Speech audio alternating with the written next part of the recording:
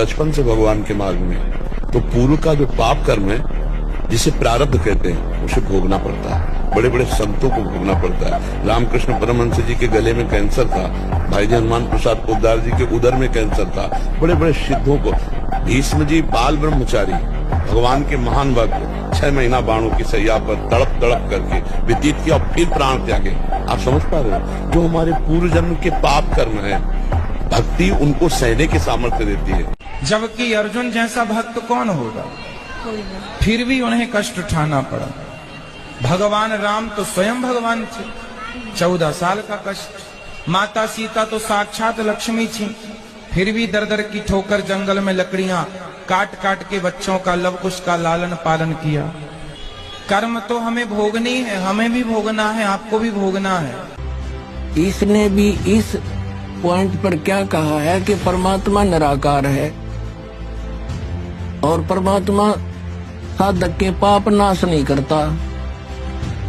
बता फिर, और परमात्मा क्या करेगा जब हमारे दुख, क्योंकि हमें कोई कष्ट है प्रारब्ध में अपने जीवन में, वो पाप से होता है और सुख पुण्य से होता है। और उस दुख का नाश होगा जब हमारा प्रारब्ध के पाप का नाश हो जाएगा। जैसे पैर में कांटा लगा हो किसी के, और उसको कोई ये कहे कि भी पैर का कांटा तो निकला नहीं, जूता पैर ले, आगे कांटा नहीं लगेगा। उस कांटा लगे पैर में जूता नहीं पहना जा सकता, वो तो कांटा निकले। और फिर उसको कहे, सलाह दे कि अब जूता नहीं निकालना, इस सफर में बहुत कांटे हैं, तो फिर इस डर से वो जूता कभी नहीं निकालेगा कि कहीं फिर से कांटा ना लग जाए।